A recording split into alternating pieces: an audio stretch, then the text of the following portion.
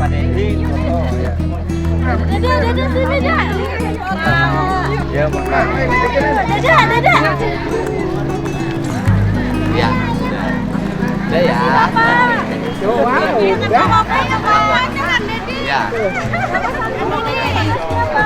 Ya. Jadi opo?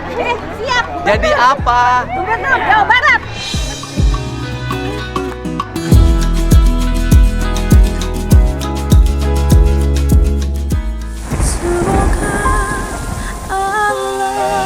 Selalu membimbingmu dan biarlah angin menuntun langkahmu.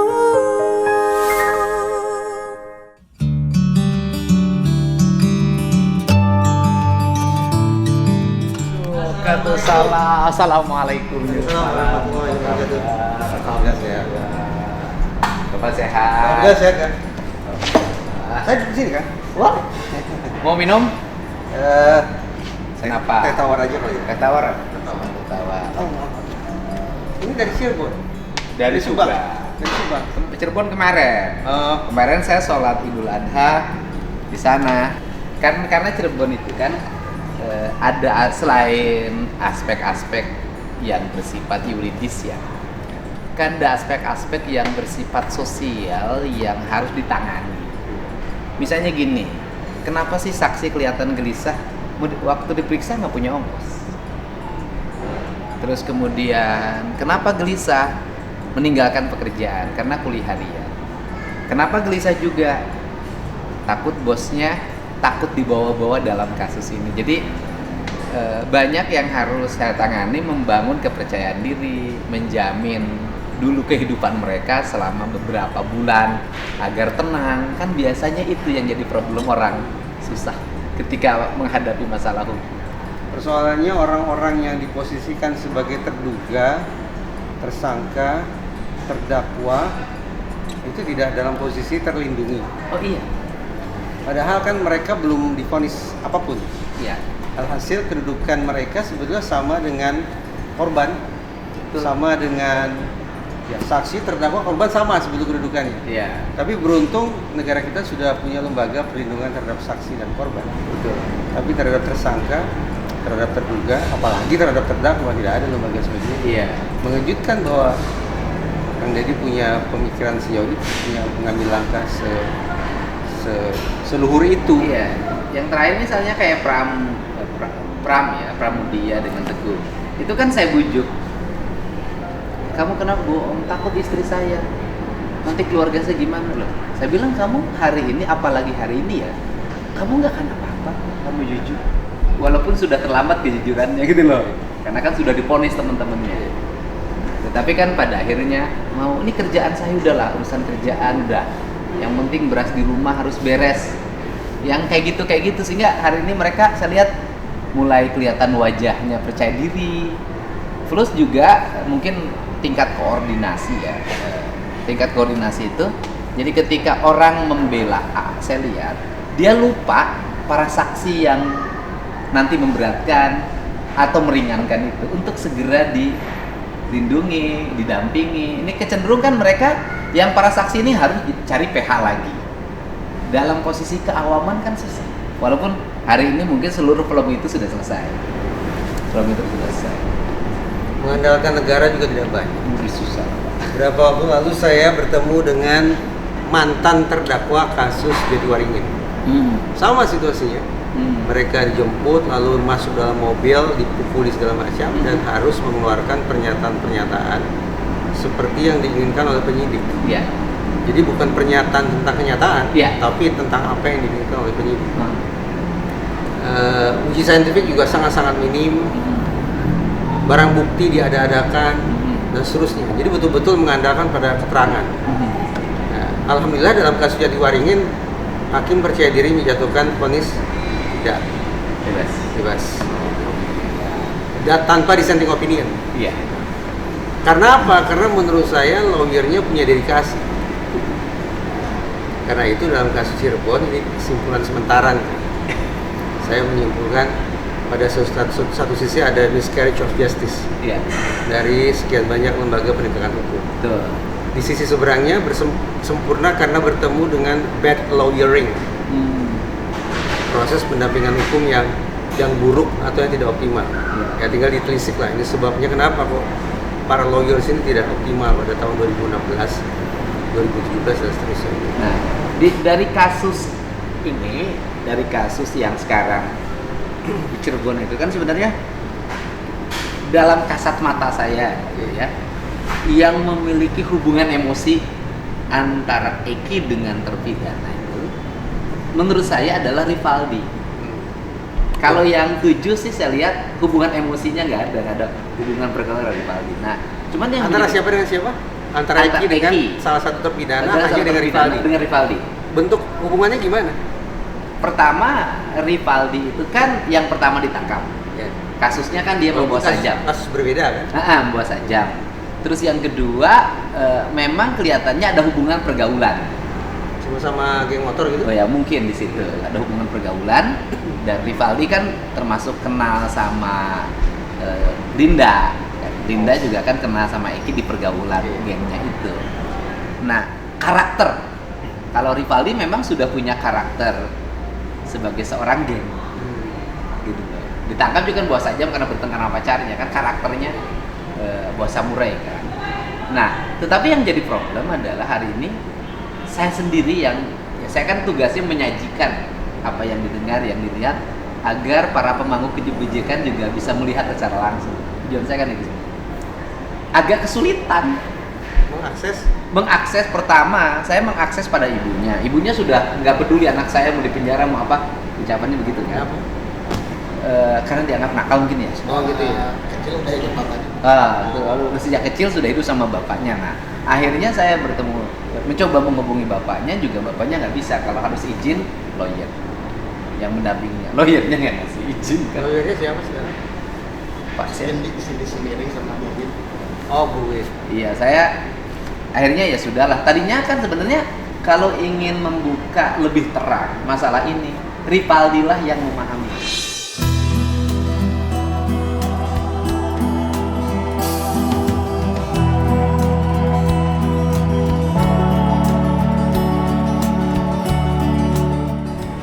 Walaupun Rivaldi tidak melakukan pidana dalam kasus ini kan? Ya, walaupun sampai hari ini gitu kan, kalau dalam pandangan kita, kalau pandangan hakim kan sudah jelas gitu loh.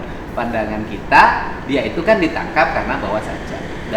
Dan Rivaldi ini dia kan tetap menolak karena dia disajikan pada bahwa dia melakukan perilaku sangat biadab, walaupun dia preman mungkin atau nakal, dia tidak terima kalau itu dia. Tetapi kan untuk aksesnya ke situ agak susah. Harusnya kan kalau ingin buka tabirnya dari situ. Kalau Bapak selama ini amatinnya gimana nih yang sekarang ini? Sampai hari ini saya masih mengemasnya dalam bentuk pertanyaan terkait dengan dua hal. Sebetulnya 3 hal. Yang pertama, pokok persoalannya adalah karena saya sungguh-sungguh sanksi akan kualitas keterangan yang diberikan oleh para terpidana dan para saksi. Ya.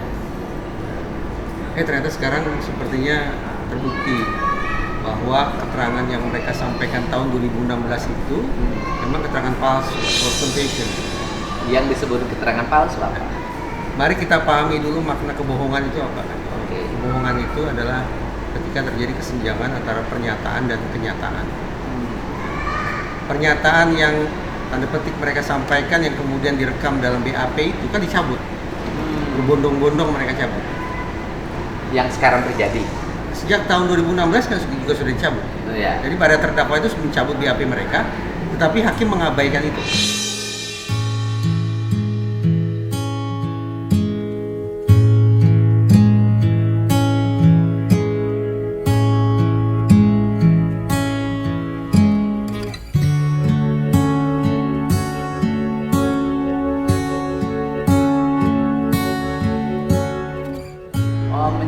Dia ada waktu di pengadilan, Ya. dia mencabut. Ya, di persidangan tuh mereka cabut. Mereka cabut. Kenapa mereka cabut? Ya, klasik sebetulnya. Biasanya kalau mereka yang diperiksa oleh aparat penegak hukum dengan cara-cara yang intimidatif, begitu mereka keluar atau lolos dari situasi intimidatif, mereka akan cabut.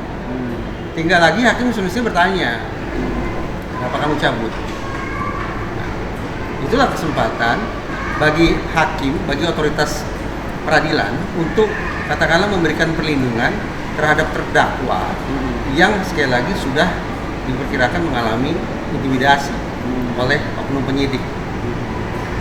Ada tidak presidennya? Kita lompat dulu nih kali itu. Ada lagi-lagi kasus Jatiwaringin.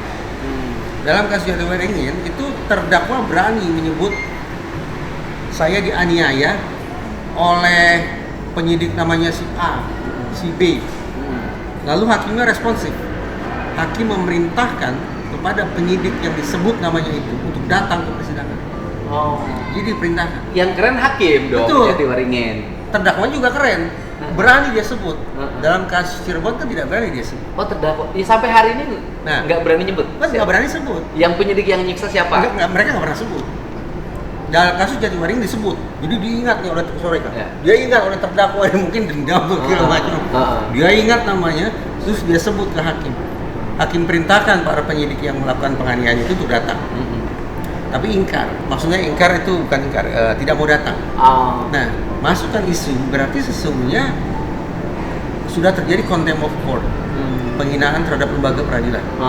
Yang sayang beribu sayang justru dilakukan oleh sesama lembaga penegakan hukum. Nah, gitu kan? Tapi paling tidak di dalam putusan, luar biasa. Dalam saya baca putusan itu, betul-betul disebut nama penyidik itu. Disebut juga apa yang dilakukan oleh hakim, disebut juga apa yang kemudian dilakukan oleh para penyidik itu yang tidak datang. Ini kan semestinya juga jadi PR. Jadi PR bagi ya kepolisian lah. Jadi disebut-sebut dalam putusan itu bahwa penyidikan sudah melakukan penganiayaan. Nah, kembali ke pokok persoalan. Oke, terima kasih. Kembali ke pokok persoalan. Sayang beribu sayang, hal yang sedemikian positif itu tidak terjadi dalam persidangan kasus Cirebon. Baru sebatas tanda petik berani mencabut BAP, keterangan di dalam BAP. Menyebutkan penyidik di muka persidangan tidak ada satupun. Tidak satupun. Dan hakim juga maaf tidak begitu responsif dengan bertanya, kenapa kalian cabut? Kenapa kalian cabut? Tapi hakim ya memilih untuk kemudian memakai BAP saja. Tanpa melakukan cermatan lebih jauh terhadap berkas-berkas terkait lainnya. Nah, kalau dari seluruh rangkaian, kalau Bapak kan memang ahli di bidang ini, berdasarkan pengetahuannya, peristiwa pembunuhan terjadi atau tidak? Nah, saya akan merespon begini kan, unik bahwa Rudiana itu membuat laporan yang di dalam laporannya tertulis dua hal yang mencengangkan menurut saya. Satu, di dalam laporan itu tertulis bahwa kurang lebih kedua korban ditusuk. Oh, Pak Rudiana itu Dalam laporannya membuat laporan polisi. Iya. Kedua korban ditusuk. kedua korban ditusuk. Pak Rudiana itu Iya. Satu ya. Ya. Yang kedua, di laporan yang sama ditulis juga bahwa kedua korban meninggal di TKP. meninggal di TKP. Iya. Padahal hasil pemeriksaan baik itu oleh dokter umum maupun otopsi oleh dokter forensik menyimpulkan pada almarhum Eki tidak ada trauma tajam. Yang ada adalah Trauma tumpul. diakibatkan oleh Tidak penting, tanda petik tidak penting karena bertentangan dengan laporan. laporan. Rudiana. Oh. Nah, Persoalan dia ngebentur kepala atau dibenturkan. begini ya, ini saya lanjut.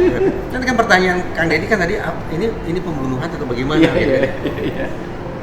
Berarti Ini yang harus saya dengerin. kalau dalam mindsetnya Rudiana, jelas pembunuhan. Karena kedua korban ditusuk dan kedua korban meninggal di TKP. Kan berarti meninggal akibat penusukan, Ya. pembunuhan.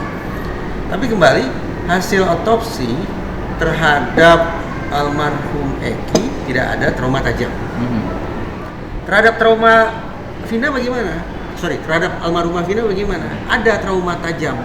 Tapi trauma tajamnya adalah luka di punggung telapak tangan Oke. dan daerah pipi. Itu mungkin karena aspal. Berarti bukan penusukan kan? Aspal. Iya. Karena jatuh. Berarti bukan penusukan kan? Iya. Itu kita sepakati dulu. Berarti bukan penusukan. Dan itu bukti sains. Scientific kan tadi saya katakan hasil pemeriksaan dokter umum dan otopsi dokter forensik. Iya, biar tegas. Iya. Nah, sekarang pertanyaannya, ini apa ya situasi yang membuat Rudiana membuat laporan dengan 2 poin itu tadi? Oke. Itu silakan saja kalau mau dicari tahu. Tapi bagi saya begini, orang ini, Rudiana ini, patut diduga sudah membuat laporan palsu.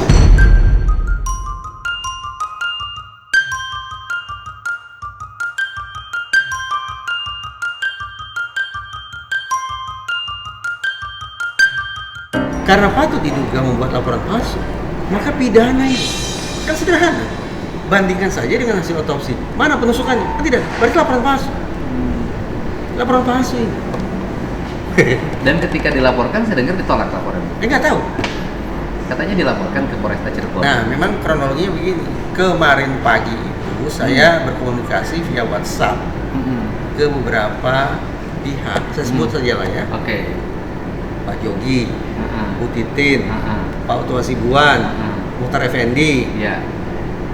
dengan Farhad Abbas. Saya kirim tuh pemikiran saya itu tentang dugaan Rudiana membuat laporan palsu sehingga patut dipertimbangkan untuk dipolisikan ini orang. Itu pagi itu saya kirim ke mereka. Siang hari atau sore harinya saya dapat kabar bahwa Farhad Abbas sudah membuat laporan itu.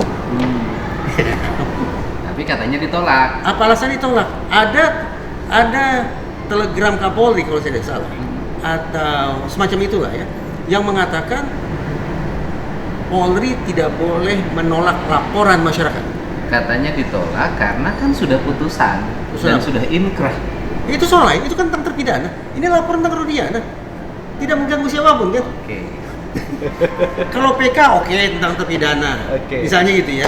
Eksaminasi juga berkaitan dengan terpidana. Ini tentang Rudiana. Kenapa ditolak? Logika hukumnya gini, ini kan logika hukumnya. Orang dilaporkan mati karena ditusuk senjata tajam, kan? Kemudian memang dia, misalnya andai kata ya, memang dia mati, tapi matinya karena dipukul benda tumpul. Apakah tetap yang melaporkan ini bisa diproses pidana? Gitu. Bunyi pasal 220 KUHP itu kurang lebih bunyinya gitu. Iya. Barang siapa yang membuat laporan tentang katakanlah sebuah perbuatan melanggar hukum, tapi si pelapor itu tahu bahwa sesungguhnya tidak terjadi, itu pidana. Karena kebohongan. Ada bohong. Sekarang kita lihat runtutan peristiwanya. Otopsinya itu setelah laporannya Rudiana. Pemeriksaan juga tidak menyebut apapun tentang tusuk menusuk itu. Berarti dia tahu dong, dia polisi. Kan dia yang mengklaim, dia yang melakukan investigasi, dia yang menangkap para tersangka. Berarti dia akan improses. Pasti dia melek dong. Pasti tahu dong tentang apa saja yang terjadi terkait dengan kasus ini. Dia tahu, tapi dia buat laporannya sudah terjadi penusukan terhadap 2 terdakwa dan 2 korban meninggal di TKP. 220 atau diduga 220. Padahal dia itu mengetahui bahwa anaknya dibunuh, hasil otopsi dan forensiknya. Nah, ini otopsi dan forensik tidak menyimpulkan dibunuh, tidak. Bukan, hasil otopsi ya kan dan forensiknya itu terjadi apa? Setelah laporan itu. Oh iya, otopsi setelah laporan. Ya kan? Otopsi setelah laporan. Sedangkan laporan awal sudah menyatakan ditusuk. Pemeriksaan kan sebelum laporan. Ya, artinya laporan awal, kan itu pertanyaannya adalah Pak Rudiana mengetahui anaknya ditusuk itu dari mana? Ya, memang itu jadi pertanyaan besar. Gitu loh. Tetapi ketika pertanyaan itu belum terjawab, sekali lagi, ketika pertanyaan itu belum terjawab, sudah muncul satu persoalan pidana, dugaan pidananya, yaitu patut diduga Rudiana membuat laporan palsu. Dan caranya adalah untuk mengungkap motif dari laporan itu adalah dengan diperiksa Pak Rudiana. Karena itu, sejujurnya, ketika saya punya pemikiran tentang perlunya dipertimbangkan melaporkan Rudiana ke kepolisian, adalah untuk memaksa Rudiana untuk bicara tentang peran Rudiana dalam kasus ini. Presiden Jokowi itu sudah bilang, ungkap transparan, eksplisit tuh keluar dari mulut dia, Iya. transparan. Nah sekarang Rudiana sekian banyak penyidik sudah diperiksa, tapi kemudian publik tidak dikasih tahu tentang hasil pemeriksaan itu. Apa isi jawaban pemeriksaan? dari Betul. Rudiana setelah diperiksa? Iya, kan mungkin saja begini kan, simpulan bahwa Rudiana dan para penyidik ini berprestasi Oke. sehingga harus dikasih penghargaan, kan bisa saja kan? Iya. Demikian pula sebaliknya, bisa saja Rudiana dan penyidik disimpulkan sudah melakukan pelanggaran, Iya. misconduct, Iya. bahkan mungkin juga pidana misalnya, baru dikasih sanksi. Kan kita hanya berharap itu sebetulnya. Iya. Nah, tapi kan tidak ada sampai sekarang. Itu yang saya tafsirkan, gestur Polri ini sampai hari ini belum sebangun dengan instruksi dari Presiden ini. Nah kemudian dalam pandangan Bapak, hari ini kan publik itu sejak awal kan diributkan menjadi menarik itu dengan adanya 3 DPO. Oh iya. Dalam persepsi publik ya, termasuk para pengacara besar ya, itu adalah ini ada anak pejabat membunuh tetapi dilindungi sehingga perlu didobrak nih kepolisian. Dan pada akhirnya akan ditangkap cuma Peggy. Dan kemudian saya lihat Polda ada keraguan terhadap 3 DPO ini, akhirnya yang 2 pun dinyatakan dianulir ya. Ya. Ini kan ada polisi menganulir putusan pengadilan. Iya. Itu kan tidak enak bunyinya. Nah, kemudian kita sudah tahu kan ada terpidana kemudian diragukan sampai hari ini. Sehingga dalam pandangan Bapak, pembunuhan itu ada nggak sih? Saya hanya berani mengemasnya dalam bentuk pertanyaan. Iya. Jadi loopholes pertama tadi sudah kita singgung Iya. terkait dengan kualitas keterangan. Iya. Yang sungguh-sungguh saya khawatirkan digali dengan cara-cara yang intimidatif. Iya. Ya, sehingga kualitas keterangan dari para terdakwa, terpidana, dulunya tersangka, kualitasnya rendah. Saksi pun demikian. Loopholes yang kedua adalah juga dalam bentuk pertanyaan, yaitu benarkah kedua korban ini meninggal akibat pembunuhan? Nah,